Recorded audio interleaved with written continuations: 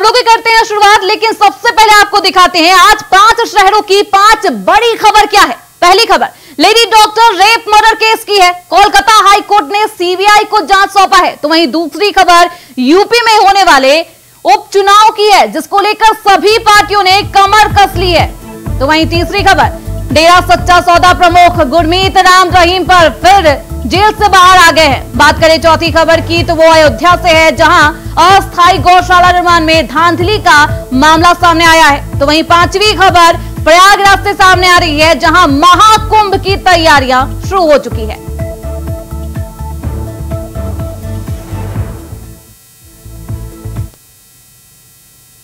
खबरों की करते हैं शुरुआत। कोलकाता में जूनियर महिला रेजिडेंट डॉक्टर की हत्या की घटना के विरोध में देश भर में डॉक्टर्स की हड़ताल जारी रही है। आज हड़ताल की वजह है स्वास्थ्य सेवाएं बाधित भी रही।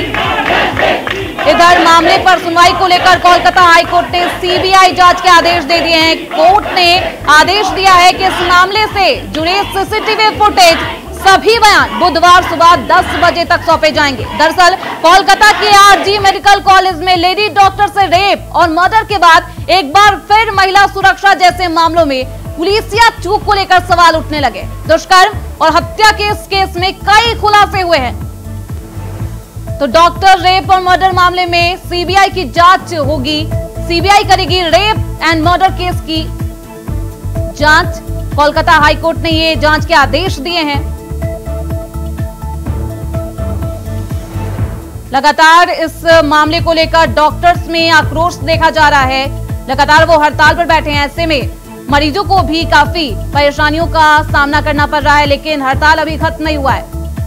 कोलकाता में जूनियर महिला रेजिडेंट डॉक्टर की हत्या की घटना के विरोध में देश भर में डॉक्टर्स की हड़ताल जारी है। वहीं मरीज परेशान नजर आ रहे। आज हड़ताल की वजह से स्वास्थ्य सेवाएं बेहद बाधित रही। इधर मामले पर सुनवाई को लेकर कोलकाता हाईकोर्ट ने सीबीआई जांच के आदेश भी दे दिए। कोर्ट ने आदेश दिया है कि इस मामले से जुड़े सभी सीसीटीवी फुटेज, सभी बयान बुधवार सुबह 10 बजे तक सौंपे जाएंगे। दरअसल कोलकाता के आरजी मेडिकल कॉलेज में लेडी डॉक्टर से रेप और मर्डर के बाद एक बार फिर से महिला सुरक्षा को लेकर तमाम तरीके से सवाल उठ रहे हैं। पुलिसिया चूक को लेकर भी सवाल उठने लगे। तो इस खबर पर ज्यादा जानकारी के साथ हमारे सहयोगी मोहम्मद आसिफ हमारे साथ जुड़ चुके हैं लखनऊ से। सीधा रुख करते हैं उनकी तरफ। आसिफ, अभी डॉक्टरों का आक्रोश खत्म होने का नाम नहीं ले रहा, क्या कुछ अभी हालात बने हुए हैं लखनऊ में? जिस तरह से कोलकाता में डॉक्टर के साथ रेप के बाद उसकी हत्या की गई, इसी हृदय विदारक घटना को लेकर देश भर के डॉक्टरों के साथ साथ आमजन में भी काफी उबाल देखने को मिला। और इसी घटना के विरोध में केजीएम, लोहिया और साथ ही साथ कई अन्य हॉस्पिटल के डॉक्टरों ने पूरी तरह से कामकाज ठप कर दिया, ओपीडी पूरी तरह से बंद कर दी और अनिश्चितकालीन हड़ताल का ऐलान भी कर दिया। हालांकि इस दौरान इमरजेंसी चालू रही, लेकिन जिस तरह से डॉक्टरों ने ओपीडी बंद कर दिया था पूरी तरह से, इससे मरीजों को भी काफी दिक्कतों का सामना करना पड़ा। दूर दराज से आए मरीजों को जिस तरह से परेशानी झेलनी पड़ी, यह काफी दर्द भरा रहा। हालांकि इस मामले में योगी सरकार के कई मंत्रियों ने डॉक्टरों को मनाने की कोशिश भी किया, लेकिन इस कोलकाता की इस घटना को लेकर डॉक्टर पूरी तरह से आक्रोशित दिखे और वह आर पार की लड़ाई के मूड में दिख रहे हैं। और डॉक्टरों को साफ कहना है कि यह जो घटना हुई है, इस मामले में आरोपियों के खिलाफ कड़ी से कड़ी कार्रवाई की जाए और साथ ही साथ डॉक्टरों की सुरक्षा को लेकर सरकार विशेष व्यवस्था करे, विशेष कानून बनाए, जिससे किसी की हिम्मत न हो सके डॉक्टरों के साथ छोटा मोटा अपराध भी करने की। हालांकि कोलकाता मामले में सीबीआई जांच के भी आदेश हाईकोर्ट की तरफ से हो गए, लेकिन फिलहाल अभी जो डॉक्टरों का गुस्सा है और जिस तरह से यूपी के करीब 4000 डॉक्टरों ने पूरे यूपी में जिस तरह से प्रदर्शन किया, कहीं न कहीं यह जो है बड़ी बात है। हालांकि अब देखना होगा कि डॉक्टरों की जो मांग है इसको लेकर इनका आंदोलन कब तक चलता है अभी कहा नहीं जा सकता, लेकिन अभी जो डॉक्टर आंदोलन पर थे, ओपीडी बंद कर जो धरने पर बैठे थे, उनका कहना है कि उनका यह प्रदर्शन अनिश्चितकालीन रहेगा। जी श्रुति, बिल्कुल। महिला सुरक्षा को लेकर भी डॉक्टरों की मांग है कि महिला सुरक्षा को लेकर कोई भी सख्त कदम नहीं उठाए जाते हैं, खासतौर पर सरकारी अस्पतालों में। इसको लेकर मांग की जा रही है कि तरीके से महिला सुरक्षा को लेकर एक सख्त कदम उठाया जाए। तो क्या कुछ प्रशासन की तरफ से इस पर कहा जा रहा है, सरकार की तरफ से क्या कुछ रुख है? देखिए, कहीं न कहीं कोलकाता की घटना जो है जिस तरह से सामने आई, उसको लेकर डॉक्टरों में उबाल देखने को मिला और साथ ही साथ जिस तरह से पूरे देश के डॉक्टरों ने सड़क पर उतरकर इस घटना के विरोध में कड़ी कार्रवाई की मांग किया और साथ ही साथ डॉक्टरों की सुरक्षा की मांग को लेकर भी मांग उठाई गई। इस दौरान योगी सरकार के मंत्री, अगर यूपी की बात करें तो योगी सरकार के मंत्री ने मनाने की भी कोशिश की, लेकिन डॉक्टरों का सिर्फ यह कहना है कि जिस तरह से डॉक्टरों के साथ घटनाएं होती है आए दिन जिला अस्पताल या सरकारी अस्पतालों में, जिस तरह से मार पिटाई के मामले सामने आते हैं और इन सब के बीच कहीं न कहीं जो है कोलकाता की घटना ने आग में घी डालने का काम कर दिया है। तो ऐसे में डॉक्टरों की मांग है कि जब तक उनकी सुरक्षा की जिम्मेदारी सरकार नहीं लेती है और एक पुख्ता जो है आश्वासन नहीं देती है, तब तक उनका यह प्रदर्शन लगातार जारी रहेगा। जी बिल्कुल आसिफ, आपने सही कहा, क्योंकि महिला सुरक्षा एक बेहद अहम मुद्दा है सरकार की तरफ से। खासतौर पर ये भी कहा जा रहा है कि महिला सुरक्षा सुदृढ़ नहीं है, जिसकी वजह से डॉक्टरों पर लगातार हमले हो रहे हैं। बेहद संगीन मामला है, देखना बेहद दिलचस्प होगा कि सीबीआई किस तरीके से जांच को आगे बढ़ाती है। आप बने रहिए हमारे साथ। अमान, आसिफ आपकी तरफ रुख करेंगे, लेकिन अब वही एक बार फिर से उत्तर प्रदेश से इस तरीके से आक्रोश का ये नजारा है। वहीं उत्तर प्रदेश से 10 विधानसभा सीटों पर होने वाले उपचुनाव के लिए कांग्रेस समाजवादी पार्टी ने पर्यवेक्षक नियुक्त कर दिए हैं। इंडिया गठबंधन में 7 उपचुनाव लड़ने वाली समाजवादी पार्टी विधानसभा उपचुनाव के लिए अपनी तैयारी कर रही है। समाजवादी पार्टी ने 6 सीटों पर, तो वहीं कांग्रेस ने सभी 10 सीटों पर प्रभारी बनाए हैं। सपा ने शिवपाल यादव को कटहरी की जिम्मेदारी सौंपी है, अवधेश प्रसाद को मिल्कीपुर, इंद्रजीत सरोज को फूलपुर की जिम्मेदारी सौंपी गई है। यानी पूरी तैयारी के साथ सपा उपचुनाव में उतरने वाली है। इधर आरएलडी ने ऐलान किया है कि वो एनडीए के साथ मिलकर चुनाव लड़ेगी, तो वहीं इस बार मायावती भी उपचुनाव में ताल ठोक रही है। बेहद सक्रिय नजर आ रही है उपचुनाव में मायावती भी। तो इस खबर पर ज्यादा जानकारी के लिए सीधे रुख करते हैं मोहम्मद आसिफ का, वो हमारे साथ लगातार बने हुए लखनऊ से। आसिफ, क्योंकि उपचुनाव अब कुछ महीनों में ही होने हैं, ऐसे में लगातार दोनों सभी पार्टियां, पहली बार मायावती भी 14 साल बाद इसमें कमबैक करती हुई नजर आ रही है, क्या कुछ रणनीति सभी पार्टियों की?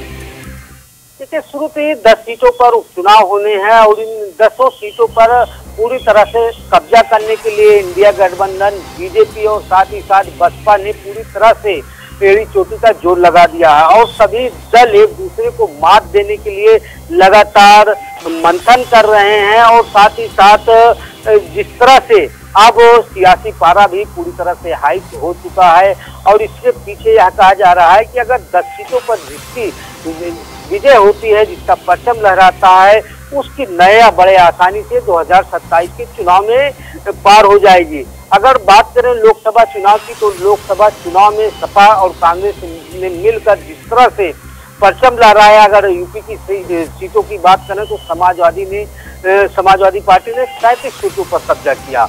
इससे कहीं न कहीं जोश पूरी तरह से हाई देखने को मिला। बिल्कुल, सपा का जोश हाई है आसिफ, लेकिन भाजपा के खेमे में तो आत्मविश्वास कहीं ना कहीं डगमगाया है। देखिए, जो नतीजे आए उसको लेकर मंथन का दौर चला बीजेपी में, यहाँ तक कि जेपी नड्डा तक ने भी मीटिंग की और जो खुलकर बातें सामने आई, कहीं न कहीं आपसी कलह के चलते बीजेपी को बड़ा झटका यूपी में लगा। लेकिन इसे सुधार करने के लिए जिस तरह से यूपी सीएम योगी आदित्यनाथ ने 10 सीटों पर पूरी तरह से विजय हासिल करने के लिए कमान अपने हाथों में ले ली है, 30 मंत्रियों को मैदान में उतार दिया है और खुद यूपी सीएम योगी आदित्यनाथ ने अयोध्या की मिल्कीपुर और अंबेडकर नगर की कटेरी सीट की कमान अपने हाथों में ली है। वहीं अगर बात करें बहुजन समाज पार्टी की, तो बहुजन समाज पार्टी प्रमुख मायावती लगातार मंथन कर रही हैं और हार जीत के बिल्कुल आसिफ, क्योंकि मायावती ने लोकसभा चुनाव में एक भी सीट को लेकर कोई भी खाता नहीं खोला था। तो ऐसे में देखना बेहद दिलचस्प होगा कि क्या मायावती उपचुनाव में कमाल कर पाती है या फिर नहीं, देखना बेहद दिलचस्प होगा। बहुत शुक्रिया आप इनका, इन तमाम जानकारियों के लिए। आप निगाह बनाए रखिए। तो उपचुनाव है, ऐसे में देखना बेहद दिलचस्प होगा कि पार्टियां क्या कुछ आगे की रणनीति तय करती है। खबरें बढ़ते आगे। डेरा सच्चा सौदा प्रमुख गुरमीत राम रहीम एक बार फिर से फरलों पर जेल से बाहर आ गए हैं। इस बार राम रहीम 21 दिनों के लिए जेल से बाहर आए हैं। फरलों पर बाहर आने के लिए उन्होंने पंजाब और हरियाणा हाई कोर्ट में याचिका दाखिल की थी, जिसे अदालत ने स्वीकार कर लिया। राम रहीम पैरोल का समय उत्तर प्रदेश के बागपत स्थित बरनावा आश्रम में बिताएंगे। तो फरलों में उत्तर प्रदेश में वो बिताने वाले हैं समय। डेरा सच्चा सौदा प्रमुख गुरमीत राम रहीम इससे पहले 6 बार पहले भी आ चुके हैं फरलों पर जेल से बाहर, और फिर से एक बार वो फरलों पर जेल से बाहर आ रहे हैं। गुरमीत राम रहीम के जेल से बाहर आने की घटना को हरियाणा विधानसभा चुनाव 2024 से जोड़कर भी देखा जा रहा है। रोहतक की सुनारिया जेल से 7वीं बार 21 दिन की फरलों पर डेरा प्रमुख गुरमीत सिंह के बाहर आते ही उनके समर्थकों में खुशी की लहर है। बाबा राम रहीम सुनारिया जेल से सीधे बरनावा आश्रम पहुंचेंगे, जहां कई दिन से सफाई का काम भी चल रहा था। मतलब पहले से ही प्लान बन गया था कि फरलों पर वो जेल से बाहर आएंगे और 21 दिन की उनको फरलों मिली है। तो उत्तर प्रदेश के बरनावा आश्रम में वो पहुंचेंगे, जहां वो अपना फरलों का जितना भी समय है वही व्यतीत करेंगे। तो सवाल ये भी गहराता जा रहा है कि चुनाव, और जैसे ही चुनाव आते हैं तो सबसे पहले जेल से बाहर आ जाते हैं, तो क्या कुछ कनेक्शन है? डेरा सच्चा सौदा प्रमुख गुरमीत राम रहीम इससे पहले 6 बार पैरोल पे बाहर आ चुके हैं और 2 बार फरलों पर बाहर आ रहे हैं। गुरमीत राम रहीम के जेल से बाहर आने की घटना को हरियाणा विधानसभा चुनाव 2024 से भी जोड़कर देखा जा रहा है। कहा जा रहा है कि अक्टूबर 2024 में हरियाणा में चुनाव होना है, लेकिन उससे पहले जेल से बाहर आते हैं राम रहीम, तो एक अलग सियासी हलचल भी तेज हो जाती है। रोहतक की सुनारिया जेल से 7वीं बार 21 दिन की फरलों पर डेरा प्रमुख गुरमीत सिंह के बाहर आते ही उनके समर्थकों में खुशी की लहर है। 20 साल की जेल की सजा काट रहे हैं और लगातार वो बार बार जेल से बाहर आ जाते हैं।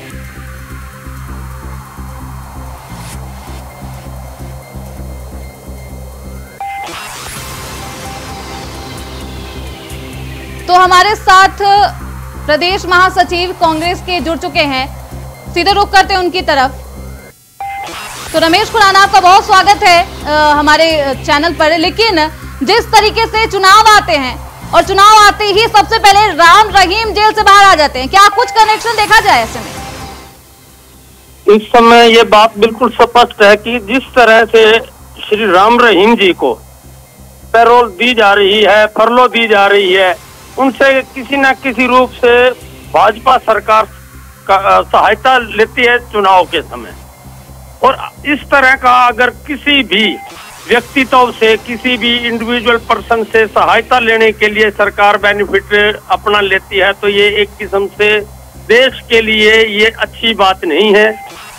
देश और प्रदेश के लोगों के ऊपर जिन व्यक्तियों को वास्तव में जरूरत है, उनको फरलो नहीं मिलती, पैरोल नहीं मिलती, और एक आदमी जिसको 20 साल की सजा हुई हो और 20 साल की सजा होने के बावजूद 10 बार।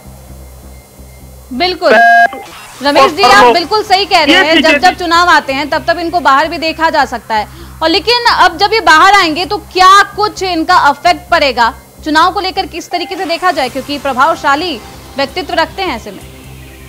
ये तो बिल्कुल कहना स्पष्ट है कि जब किसी ऐसे व्यक्ति को जिसका कि समाज के अंदर एक प्रभाव होता है, वो अपनी पूंजी के दम पर, अपने सेवादारों के दम पर चुनाव में असर जरूर करते हैं। और कहीं ना कहीं हम ये मानते हैं कि बीजेपी राम रहीम जैसे व्यक्ति का ऐसा सहारा ले रही है और दबाव बनाकर उनको मजबूर करती है कि अपने सेवकों को, अपने अनुयायियों को भाजपा के पक्ष में वोट डालें। अगर इसी तरह का आचरण, यदि भाजपा वास्तव में साधुओं को इस तरह का सम्मान करती है, तो मैं ये पूछता हूँ कि साधु तो श्री आसाराम बापू जी भी हैं, उनको भी पैरोल और फरलो दी जानी चाहिए।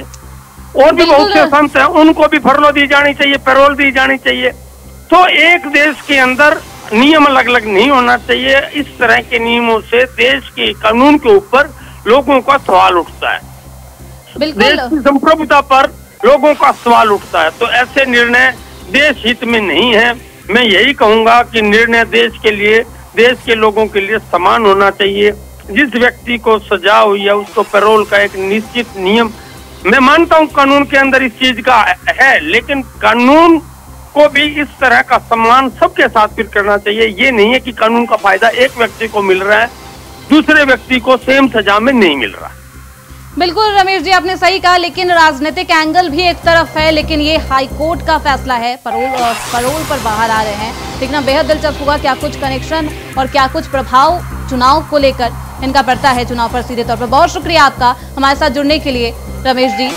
तो अब सीधे रुख करते हैं रुड़की की तरफ, जहां पुष्कर सिंह धामी एक भाजयुमो द्वारा आयोजित तिरंगा बाइक रैली में शामिल हुए हैं। क्या कुछ कह रहे हैं देखिए।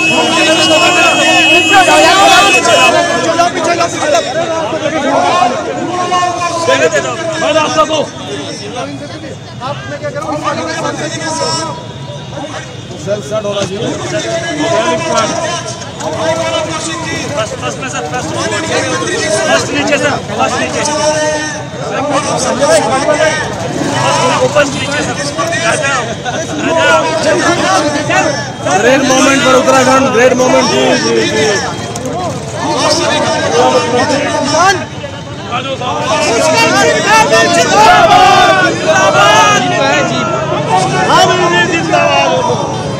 आगे सारे पर्दे में चलावेंगे, मीडिया वाले छोड़ देंगे।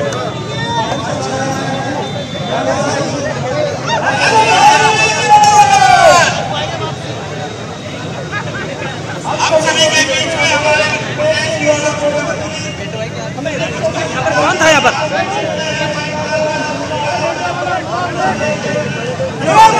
जिंदाबाद, धामी जी जिंदाबाद, धामी जिंदाबाद।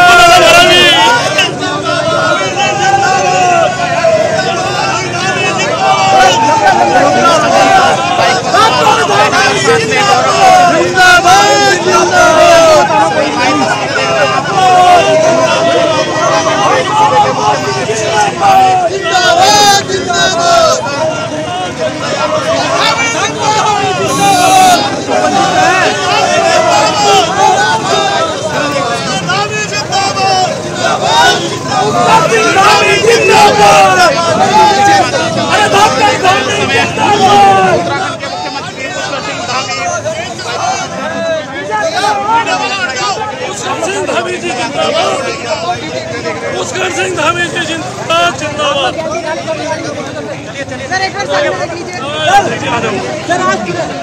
सर आज तिरंगा यात्रा निकालने से क्या मैसेज देना चाहेंगे सर? जिंदाबाद, जिंदाबाद। तो इस बुलेटिन में बस इतना ही। देखते रहिए इंडिया वॉइस।